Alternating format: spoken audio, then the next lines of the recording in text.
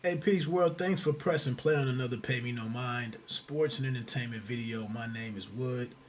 Let's jump right into it, some bite down boxing discussion. I can't help it, man. I'm excited. Boxing is picking up. We don't know if major sports is here to stay. The NBA seems to be doing fine. We just lost the Big Ten and the Pac 12. I think it's still not the Pac 16, is it? The Pac 12. Uh, you know, who knows what's going to be what. But and boxing is something it might be able to weather the storm, maybe.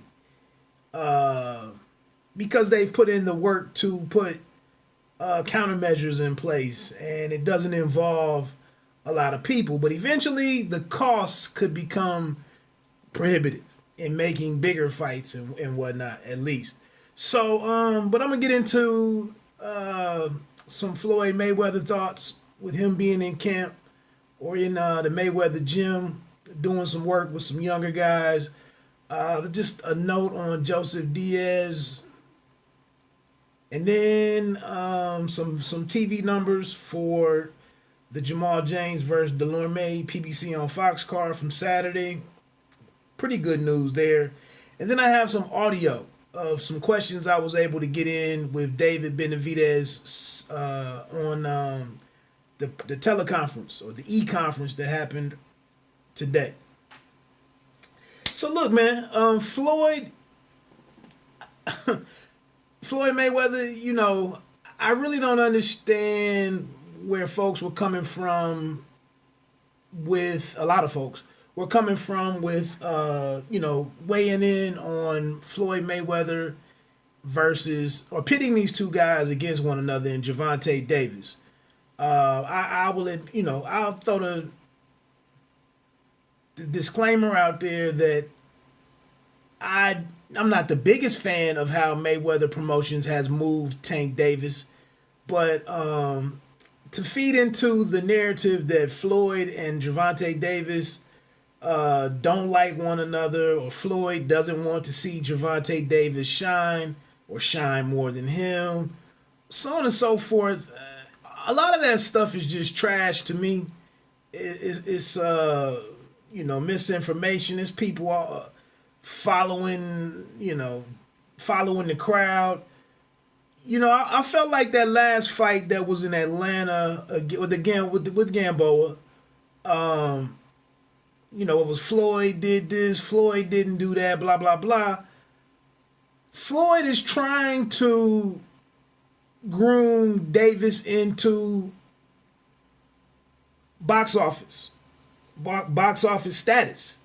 Now I know for many of us, the opponents haven't really been there. I'm not completely enthralled with this fight against Leo Santa Cruz, but I understand the business of it. But now we see Gervonta Davis out in camp, out in Las Vegas. My question in it though is like, what does this do for the relationship with Ford, who's back in the DMV? I would imagine. That's not a smack in the face, but I don't really like all of this jumping around, work with this person, work with that person. So on and so forth. I like it to be a little bit more continuity myself. But to me, this is indicative of the fact that Floyd is trying to be proactive. He's trying to be a factor in Davis coming in and making weight and being on weight. And I cannot think of Ford's first name for the life of me while I'm sitting here struggling. But to get him in there with Xavier Martinez, who's a pretty solid young up-and-coming fighter who I think he'll be back in the ring in the next 2 to 3 weeks. Rolly Romero, before he got into this, out to the Mohegan Sun, what do they call it? It's not a campus, I don't think, but their bubble, basically, Showtime's bubble, because he fights Saturday. Actually got in some questions with Rolly, but I didn't record those. But seeing all of these guys, and it was also with the issue trying to put some kind of beef between Floyd and Gervonta, because Floyd was in the gym with Devin Haney. It only made sense that Devin Haney lives in Vegas. And if he can get into the gym with Floyd and get some time, and he's going to take advantage of it. But you know what we have to do? We have to pit all these brothers against one another. Not to say that everything is rosy and everything is fine. We know that Tank is with Mayweather Promotions and Devin Haney is over, with his own thing, a joint venture with Matchroom Boxing USA and whatnot. But it's not the ops. Again, the dude lives in Vegas. But I like what I'm seeing out of Gervonta Davis. Go over there, get in shape. I saw some clips of them jogging last night. Floyd used to do the late night jogs, 2, 3 in the morning and whatnot. So I like what I'm seeing, man. And it's a lot of the people I see weighing in on stuff and weighing in on the business of boxing in general just don't sound like people who've ever ran a business or who've never owned a business. And I think Floyd, again, as we try to step you up and get into the next phase of what we're doing with you and to take it to the next level, making weight can't be an issue. You can't have equipment, venues, camera crews, the commentary people. You can't move all of that around and then get to the fight and it's not it's not a world title fight. It's bigger than Gervonta Davis. And I think that's one of the redeeming qualities, one of the real boss aspects of Floyd was that the business was never any question. You got to be reliable. So to see him getting his time, and I don't know how we took some people ran with Adrian Broner weighing in on things like they don't get along. Maybe they don't maybe they aren't alike. And then some people, Floyd is this and Floyd is that. Floyd is a professional when it comes to the boxing game. You talk about because he wears Gucci and he isn't always with lockstep with the black community or whatever. You sign with the man to promote you. Allow him to do his job. Follow the plan. And at the end of your contract, you can leave. Simple as that. So, again, man, I like to see the brothers join forces. There be some, Tank deferring to Floyd. He wanted to bring him out. He had complained previously that he wanted to get him out there and oversee the preparation and the commitment and all of that. So I think it's a good development. I think it's a great development. I don't know how much longer the current deal is between them two, but I think this is a good thing. Moving on to Joseph Diaz, he has left Golden Boy. I heard Joseph Diaz on an interview, I believe it was the Akin Barak show a couple of months ago, and he made a couple of statements where if you were reading through his lines and reading between the lines, it's just some weird stuff going on over at Golden Boy Promotions. And it seems like managers, the fighters' managers really have to fight with them to get what they want for their fighter and to go in the direction that's best for their fighter. So he's, like I said, jumped out and signed up with MTK Global. And we'll see what is the next move for him. Diaz mentioned something like he had to take some less money to get some things done. He had to refuse to go in the direction that Golden Boy wanted to go in and do what he wanted to do. I think that might have been to make the Gary Russell Jr. fight, maybe. I could be wrong on that, but I respect the dude for making a move for his future. Number 3. Shout out to, I thought this was great news for boxing, man. I was a little concerned about how the Jamal James and Tomas Dulorme fight might do number-wise and how it might be received. Both guys on Fox for the first time headlining And, it going 12 rounds. The Morrell and Allen fight went 12 rounds. Nobody knows either one of those guys. Omar Juarez and Willie Shaw Jr., they went all of their 6 scheduled rounds, I believe it was. And kind of a boring fight.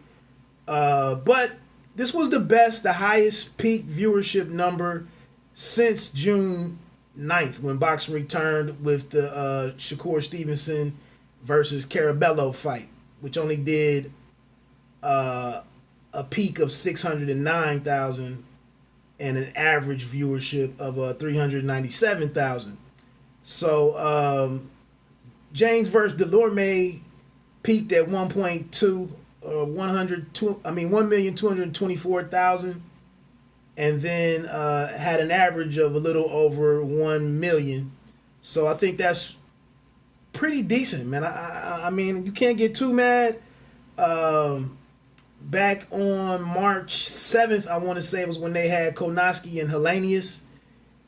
And that one did a peak of 1.6 million in viewership and an average of 1.675. So that's kind of really close between the two. But those were heavyweights. Konoski was working his angle in terms of his appeal. Polish American and whatnot. Like I said, a heavyweight, a guy who was trending to be in contention and whatnot. He actually lost that fight. Was upset by Hellenius. But and then also they called out in this Boxing Scene article another low ranking, or the lowest ranking for the previous low was the Danny Garcia and Adrian Granado's fight, which had a peak at nearly 1.5 million and an average of nearly 1.4 million. So shout out to Jamal James and Tomas Dulorme, of course, leading the way in Fox coming back. Like I said, I think that's pretty promising. Could always be better, and we'll see what's next. Morrell's fight, interestingly, had an average viewership of 766,000, and then the Juarez and Shaw fight had an average of 801,000. I think that's pretty good for 4 guys that nobody really knew, and it increased with every fight. The opener, and then Juarez and Shaw in the middle, and then the main event.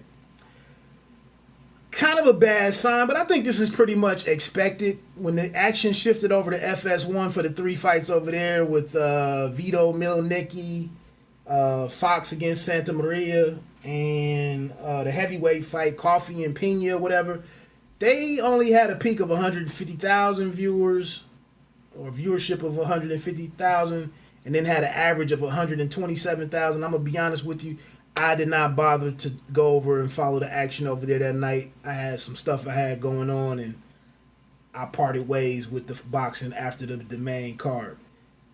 Probably should have considered having that on first, maybe. Might have been, but it started, it started 8 o'clock start time, so that's that. Just some other numbers out of there. Fox is one of 4 major broadcast networks and is in 115 million households. In comparison, ESPN is a basic cable channel that is in approximately 83 million households. So, that's just something to consider when you have a peak viewership number of 1.22 million. That's kind of the bigger picture. Let me jump into this Benavidez audio. What I did was I didn't record my first question. I forgot to hit the button as usual. And what he's responding to is I asked him his opponent Saturday, Romer Angulo, actually fought back in around the Super Bowl against Anthony Sims Jr. And I thought it was a very bad showing for Anthony Sims Jr. So I just wanted to know what David Benavidez thought about that victory by his upcoming opponent. And here's what he was in the middle of saying. I'd like you to make a splash. That was Anthony Sims for him, he had to be at his best. So I feel like the best man showed up on that night. You know, you got to give credit where credit is due. You know, Angulo was the one pushing the pace the whole time. You know, he's a little bit awkward, but I feel like he does some stuff that, you know, a lot of people don't give him credit for. He knows how to set up shots. He knows when to throw. So, I mean, I've watched him very carefully. I know exactly, you know, the tricks he does. I know what he does good. I know what he does bad. So, you know, we're just going to work from there. Are you one of the definitely one of the fighters with an offense that we sit back and marvel at and admire? What does this do, this downtime, what does that do for you being sharp in that area of your game? Well, I've just been practicing in every aspect of my game. You know, defense, you know, keeping the distance, jab, inside fighting, body shots, which is one of my favorite keys. You know what I mean? So I feel like Romer Angulo is the perfect fighter, the perfect person to display everything I have. You know what I mean? There's going to be a rugged, tough fight, but that's what I'm expecting for every fight. You know, from now until the end of my career, there's no fight that's going to be easy, especially at this level. So I think as long as I prepare myself, you know, correctly and, you know, not miss a day in training, in sparring, or in any of my runnings, you know, I think I'll just be fine. You know what I mean? This is where I wanted to be. I wanted to be in this level. Now that I'm here, you know, I'm gonna take full advantage of that. Last question. You know, you're in a situation where there are a lot of interesting fights out there for you. If you get past this one, what could be the best thing to happen for you career-wise between 2021 and the rest of this year? You know, just right now, you know, getting back into it. You know, I haven't fought in at least, they said it was about to be a year, maybe 11 months. So, you know, I mean, I'm just more than eager to get back into the ring. Let's say there's an opportunity to fight in December or January, you know, I'm definitely going to take it. You know, I want to be more active. I want to be as active as possible, you know what I mean? I feel like the coronavirus and the pandemic, you know, kind of took away from my momentum a little bit, because I had a lot of momentum, you know, winning the title back, so I was hoping to at least have 2 fights by this time, you know, but unfortunately the coronavirus and this pandemic, you know, everybody lost in the world, you know, they got pushed back a little bit. So first things first, I got to take care of my business on Saturday, beat Romer Angulo, and then if I can get a fight in December, January, that's exactly what we're looking to do. Okay, thanks, Reggie. Slash, you know, this is... All right, so that was. I said I forgot my first. I might have got in one more question before I started. That he responded to before the one that I just started with. I can't remember, but I mean I'm really excited. I think it'll be interesting. I don't have any Showtime subscriber numbers in front of me at the moment, but I definitely think you know, Benavidez is a guy. I'm sure Showtime is glad to get him back, you know, on their broadcast and whatnot. I'm excited about that fight. Romer Angulo answers some questions. He speaks Spanish. Tough guy. Not the most exciting showing against Sims Jr., but he definitely derailed everything that Sims Jr. had going on. And Sims Jr. had looked so dominant in the fight beforehand, which was with the guy that was coming off of the Contender and whatnot. Can't remember his name at the Fitch. Can't remember his first name, but you know, Angulo ran away with that fight against Sims Jr. A totally different animal in David Benavidez, and like I said, man, one of the better. At 68, he's a big guy and does some excellent stuff for a big man. It's very exciting offense and not bad defensively. He does some interesting stuff defensively, you know, for a big guy who fights kind of upright and whatnot. But anyway, man, bite down boxing. Don't let them count you out. Enjoy all of the fights this weekend. Peace.